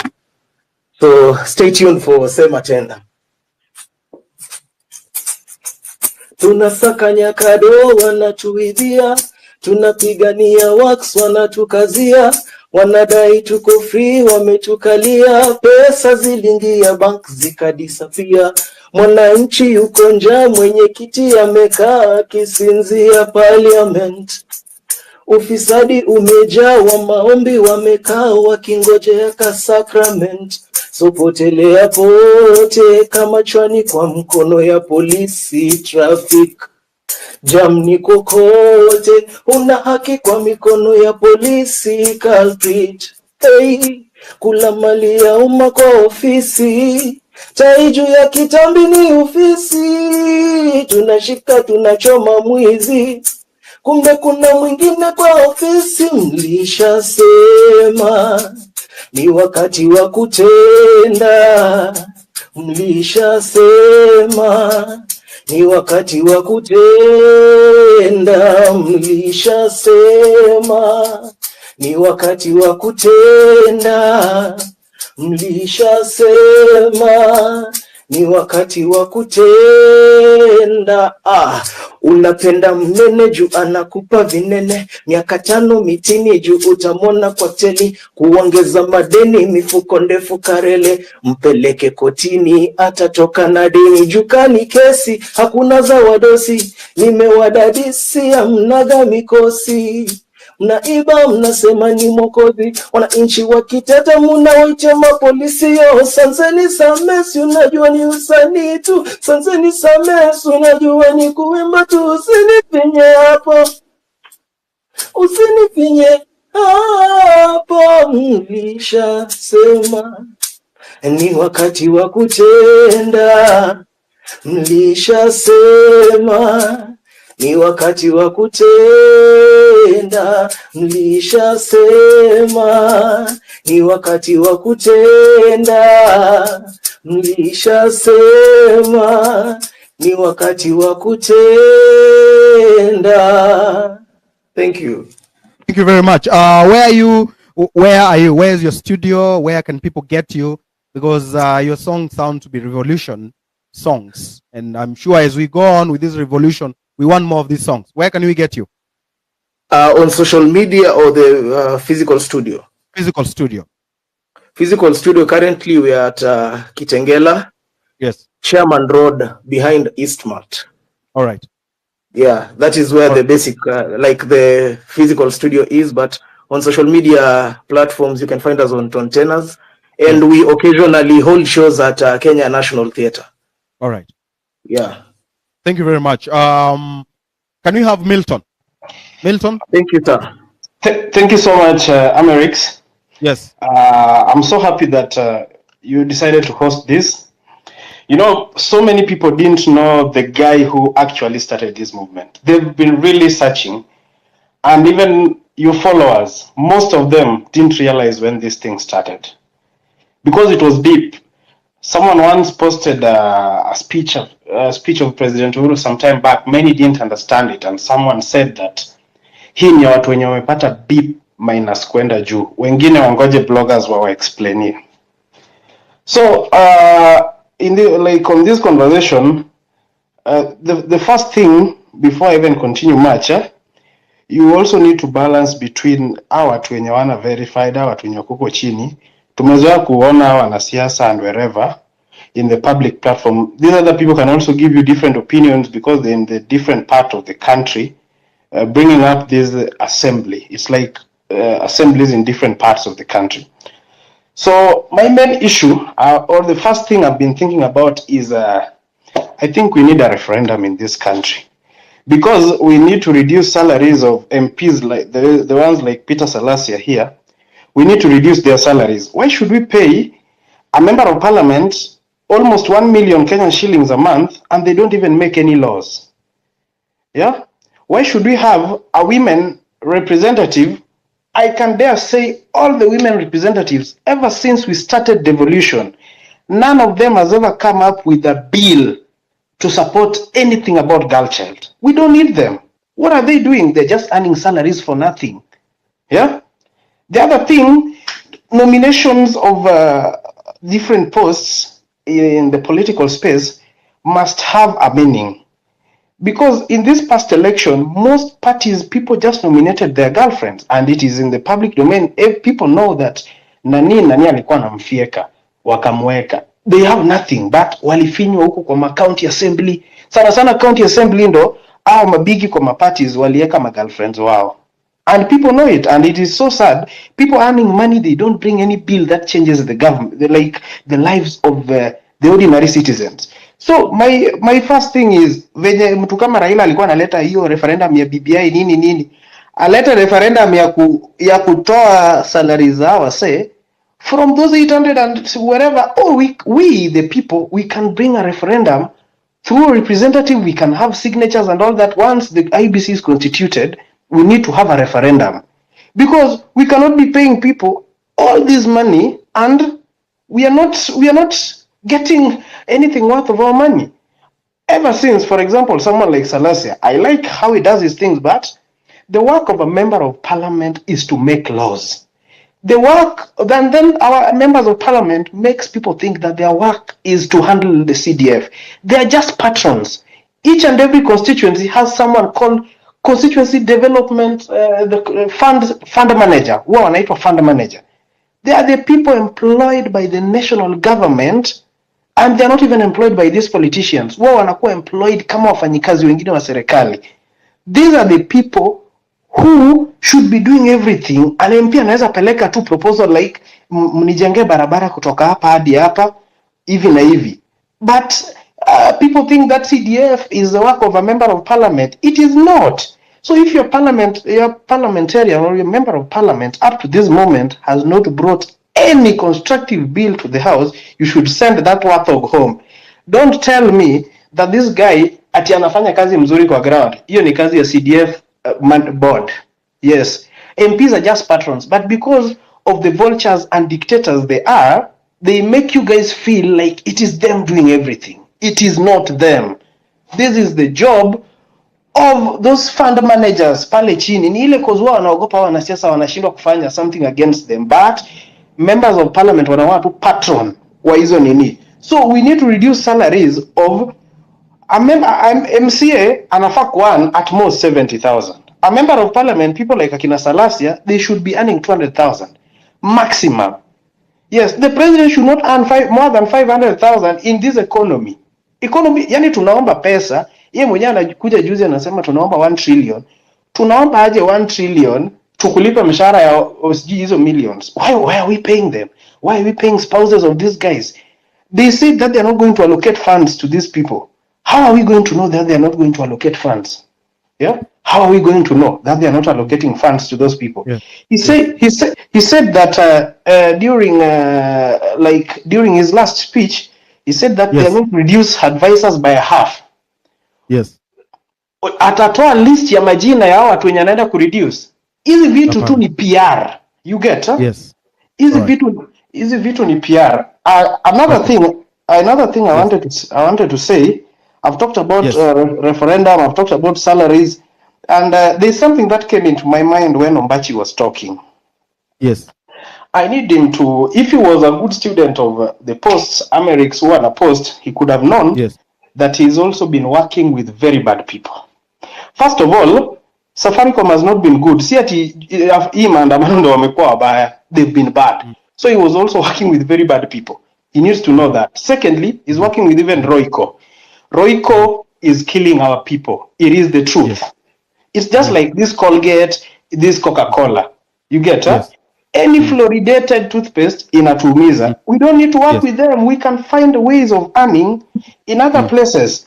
The other thing before I finish, just having 2 points and then I finish, is that most of our MPs, they just get elected to loot. You get it? Wao wanatakanga tu kuloot. And this culture pia huwa sisi tunaileta kama wananchi. Ukiona mbunge wako anapita unataka 500, 200, hiyo pesa atakutolea wapi kama sio kukuibia? Atakuibia and then akishakuibia atataka aingie huko, akiingia atarudisha na interest. Ndio maana unaona wanaweka mabibi zao because bibi alichukua loan kwao, sister yake fulani alichukua loan job ndio wamfund a campaign. The other thing which many people fear talking about, and I've been seeing it in Kenya for a very long time, is we as a country, we have a national intelligence service. And I tend to feel our governments who wanatumia NIS to manage politics of the country, something that should not be happening. Unasikia, I have the information. In the last government, before William came in, Kimani Chungwa was so fond of attacking NIS. Yeah, he seemed to be having a lot of information, and I'm like, we shouldn't be managing politics with NIS. Let them do their job. Let them protect our country. But they should not be put into this problem of managing our politics. And before I finish, I want to congratulate someone like Cyprian Nyakundi. Cyprian Nyakundi made Safaricom and even like Cheza Games, this company, they'd taken billions from Kenyans. He won a case that these guys get back, like refund billions of money. So when people are saying, this and this, we need also to check on such. And we cannot support same sides all the time. Thank you so much. Thank you very much. All right, thank you. Bless you. Rosalind Wanjiru. I have not seen women here coming. This is not a masculinity space. This is a citizens' assembly. I want to see more women here because I wrote yesterday that any combat, as long as women are giving us the buffer zone, that combat will be successful. I want to see more women here talking. I want to see their animation, their vocals here, and raising the stakes in this revolution combat. Rosalind. Thank you very much for the opportunity. I honestly didn't think that I'd get the mic this fast, but thank you so much. Thank you to everyone who's tuned in tonight. I think the breadth and the depth of the thought that we have is quite robust for us to think through going forward. And we have valid points even as we think about taking this revolution even beyond the streets, right? So I'm going to make my How much time do I have? I think I'll try to keep it to 3 minutes. Yeah, 3 minutes will be fine. We'll be giving you 3 minutes. 3 minutes, then Kimuzi 3 minutes, Bravin 3 minutes. I've seen Mora here 3 minutes. Right, go on. Okay, great. We've focused heavily on the aspect of governance, and earlier on as I was thinking about the aspect of money, I came across a statistic that we had an undersubscription to the bonds. It was coming to about 2%. And that is one of the ways in which Kenyans have indicated a certain level of confidence declining in the government's long-term commitment, right? So this shows that we need to vote with our money. And what do I mean with this? If the Kenya shilling is losing value, how can we collectively keep highlighting the things that we care about? I followed a lot of the discussions that you hold on the Masculinity Saturday to do with health. And if people spend on things that devalue their health, it shows that we are not valuing our health. If we spend on things that are not forwarding our collective strength intellectually, mentally, professionally, it shows that we're not valuing ourselves. So it comes back to the money. We need to ask the questions about the money, where it's going, where it's being spent, how it's being spent, and how we can vote with our money. We've seen for example, Safaricom being one of the institutions that is a gap in terms of internet connectivity. The space has dropped severally, which has been frustrating. And I know as we converse on how to participate more in Starlink, we will know that digital connectivity is not a thing we can compromise on going forward. In terms of parliament, unfortunately, we've seen the problems of committees and overregulation. This needs to end because for businesses which are not able to plan for 5-10 years, thinking in terms of continuity and sustainability in the country, this has to be a thing of the past. We can't keep revising our plans, revising our budgets, and revising our compliance every year. That should end with this, hopefully, revolution as we think about building sustainable businesses in Kenya. Thirdly, it's that in terms of the money, we need to rethink how we are investing, how we are saving. If we're all saving in for example, banks and money market funds, and yes, these have been valuable, but if we are not getting returns that are above the rate of inflation, we are losing in as much as we are trying to work harder. The problem with printing currency, and as we've seen this with the US dollar, is that the height of dollar printing has gotten its debt level to 34.8 trillion USD, and this is the highest it has been in history. So if the money is cheap and the debt is too high, then development is out of the question. Essential spending on healthcare, energy, and infrastructure that improves the lives of people goes down the drain, and this is where politics tends to reign. So for Kenya, we're seeing the similar problem in terms of the currency going down in value, the printing is going up, and this is what's killing our productivity. So we need to rethink how we are saving, how we are investing, because unless we can beat the depreciation, we are collectively losing in a way that we can't even begin to fathom. Lastly, it's that in the problem and in regard to real estate, that's one of the key pillars that is connected even to identity as Kenyans. We want to own a piece of the land, somewhere to call home, somewhere to be grounded, somewhere to be connected to our families. It's so vital, but the current political system is putting that ownership in compromise. we've seen too many funds looted going directly to real estate. I thought, and I kept asking myself, why is it that millions that are looted, billions that are missing, and we keep seeing palatial homes, we keep seeing new estates, new apartments, and new flats? Why is this a pattern? The fact is that it's another way that is killing our collective productivity, because if we as a majority of Kenyans are earning less than 100,000 shillings or less than 150,000 shillings, when will we afford a real estate demand or pricing of 5 million, 10 million, 15 million shillings? And this is minus furnishing, minus the long-term goals that we want. We need to rethink the money, because this is where our collective strength is being sapped. And if we can see this conversation in terms of the future and in terms of breaking away from what has been expected of us, then we do have a shot at doing this differently. So allow me to just sum that up right there, and I'll summarize some of these thoughts in the comment section. Thank you very much. Thank you very much. That was brilliant. Brilliant. Mora. Shanky, they have said you should sing, and if you sing, they'll sleep. I don't know why they don't like you. Mora. Thank you so much, Amerix, for this space. And yes, I don't have much to say, but I just want to talk about two things. The first thing is, I think we're not talking so much about education, because a couple of years ago, maybe 3 years ago, somebody in campus will pay 30,000, 40,000, and then suddenly they're required to pay around 250,000. In as much as we have inflation, I think there's just something that the government is not telling us about. Either they don't want people in this era to go to school, they don't want people to be educated so that they may question their expenditures and stuff like that. Another thing that I want to also talk about is, I think something like Kenya Power, it needs to be disbanded, first of all. Totally. Because, for instance, a week ago, I will buy tokens. 1,000 bob probably will give me around 48 units. Today, it's giving me 38 units.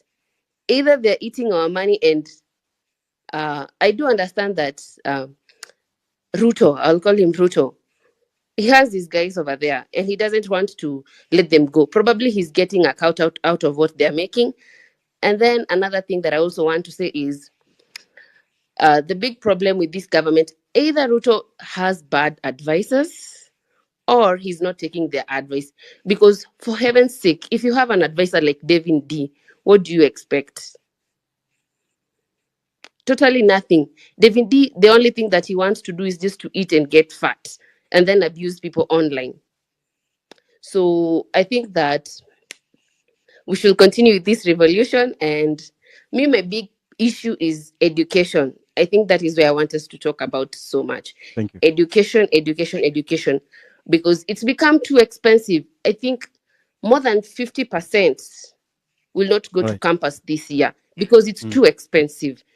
Yeah. And most people are relying on, you'll get families depend on their kids to go to campus to liberate them from poverty. Yes. And if they cannot acquire that education, then that means they'll continue living in dire poverty. Yes. Thank you. Yeah. Thank you very much. That's all that I wanted. Thank you very much. I just want to say something about education. Nataka mnisikie vizuri. Juzi mulisikia cabinet secretary mwenye anadeal na mambo za prisons akisema prisoners wataanza kulipa tax. Na hamkuelewa nini anasema. Kitu inafanyika hapa ni kwamba they make education expensive. Usifikie we kama mtu wa mtaa. So education ikiwa expensive, hautaenda shule. Kama utaenda shule, hautapata opportunity ya kupata job na nini na vitu kama hizo. So utajipata at a disadvantage position. So utashikwa, labda umepatikana unaloita unatafuta kazi, ama unapatikana umefanya crime, because lazima uishi. Utashikwa, upelekwe prison, uambiwe sasa, juu wewe umeshikwa utalipa tax. prisoners walipa tax. Na hiyo tax unajua inatoka wapi? Hiyo tax ni wewe unaenda kufanya kazi kwa kampuni za wazungu zimeandikwa kazi Kenya, kujenga manyumba, kujenga mabarabara na kujenga nini. Ukishatoka prison unaambiwa ile pesa yenye ungelipwa, ingine tulipa tax na ingine tulijenga hizo manyumba na vitu kama hizo. That is what they are planning. Hiyo ndio ile book ya the capitalists. That's what they do. To keep young men in prison so that they can get cheap labor. Na kama hamsimami kusema education ikuwe accessible. Hata katiba inasema education must be accessible to each and everyone, every citizen. Why are they making education so expensive to all of us? Education inafaa ikuwe kitu ya kila mtu. Saizi CBC is very expensive. Mtoto anaenda shuleni na vitabu 10. Mtoto wa class 2 anaitanga grade 2 ama grade whatever. Amebeba vitabu, anakuja anafanya assignment nyumbani usiku, analala saa 4. Mtoto wa miaka 9. And that education is expensive. And the people we took to parliament to talk about this are not talking about it. Juzi kumekuwa na kesi kotini ya CBC. Task force iliundwa hapa ya CBC, hatukusikia ilisema nini. So education is going to be expensive day, as long as World Bank and World Economic Forum and IMF wametushikilia shingo, life inaenda kuwa hard. That's why tumesema third liberation is economic liberation. Lazima tujiliberate, tuko independent. Agriculture ikwe yetu. Manufacturing sector ikwe yetu. Kila kitu ikwe yetu. Ukimaliza shule unafanya kazi hapa Kenya. Because Kenya iko na ability na capacity ya kujisimamia. Kimuzi. Shukran Amerix. Can you guys hear me? Yeah, go on. Thank you so much for unblocking me. First and foremost, I'm not the enemy. Enemy ni Ruto. After 4 years nimetoka Mexico. And funny enough, hata Nyakundi alikuwa ameniblock and I'm not the enemy. The enemy is this Ruto. So I want just to talk about youth unemployment because I'm really passionate about youth unemployment. And just to echo on what you have just been saying right now is a quality education. Like quality education is a requirement even by the UN. Unajua the SDGs, people should be knowing about the SDGs. Kuna SDGs 17 and quality education, gender, clean water and sanitation, all these huko, infrastructure, energy, it's there. People should be learning about sustainability. For a nation to become sustainable, we should be having these bare minimum things. But Ruto's government is frustrating people. Another thing I want to talk about is a justice. Hii ndio ni kitu nataka kuongelea kabisa, iko the first one. Mimi sitaki hao polisi, I'll just make sitaki hao polisi wa get away with this murdering of innocent individuals. Personally, I know the family through a friend, the family of Eric Chieni, and it was so painful, their story. Ukisikia their story, actually they were requesting to have a space of the victims just to rant to talk about how it's affecting them because it's from their own perspective. Tusikize uchungi hao because people really underrate, and that's why like nasikia huyo polisi akionekana mali yako, like we should all these people accountable. Ruto should do something about these people. It's becoming normal. We are actually normalizing killing of protesters in Kenya. Baby Pendo alipotezwa 2017 during the protest Watoi. Juzi kuna mtu ameshutiwa. Watu, they are losing their lives. It's no longer peaceful. Huko Maliniko, actually Maliniko, I have gone to protest in this country na hakuna mali wanatumia excessive force. It's actually like nikai unaenda concert ndio ni protest. That's actually something that should be implemented. You're number one, justice for the victims of the family. Like lazima they wapee justice. Number two, I just want to talk about Mali. You guys know I was the biggest supporter of this regime, but Mali tulitokana na hii regime ni youth unemployment na the galana kulali. Food security. We cannot be talking about food insecurity in a country and yet we have galana kulalu. I actually have a whole file ya watu walikuwa Israel wenye waliletwa training wako Kenya unemployed, more than 800 people, their names, their occupation, be it an agronomist, be it a agricultural engineer, be it agribusiness, be it agricultural, be it a food who you are food to. You understand what I'm saying? Be it a person of horticulture, be it floriculture. I have all these people, all their files. But what is the government doing? Wanapea watu wa wadosi kazi huko juu agriculture. Actually, it is so shameful that someone was coming from this place and they are discussing very important aspects of engineering. Alafu watu wako panel, they don't understand what they are saying and they were like, mnafanya nini hapa kama mwelewi? And one thing now, siteti wazungu, they are bullshit wote. But inasema they really value competency. Ukienda table na wewe ni engineer, umesema wewe ni civil engineer, you should prove that you are a civil engineer. Personally, I'm an employed, miserable, and registered engineer because of all that is going on in Kenya. But what I'm saying, Kenya doesn't value meritocracy. Ndio maana tuko nao mafala pale huko juu. And before I come to youth unemployment ya mwisho, I just want to talk of something that has affected me yesterday and the other day, and people are thinking that we were on this or anything. It's about the betrayal and it's an issue. Tumeamua saizi it's an issue, na nimesikia Ombachi akiongelea it's an issue or anything, and even Nyakundi Ombachi was bashing you, and I am actually concurring with Ombachi because back in the time Nyakundi, unajua chenye ulikuwa unafanya, and we both know, tunasema ukweli, we both know ulikuwa unakubali kununulia na Safaricom and that such, but it's a thing of the past. Now the enemy is Ruto. Hata Otero iliniumiza personally because we were supposed to co-host a space a space concurrent na ile ingine parallel, but I don't know why he did that. Like, it really hurted me. I don't know, he hata them to cheat on you because unaweza pata dem mwingine, but for a man, the biggest pillars that define a man is trust, loyalty, and integrity. You should never break that.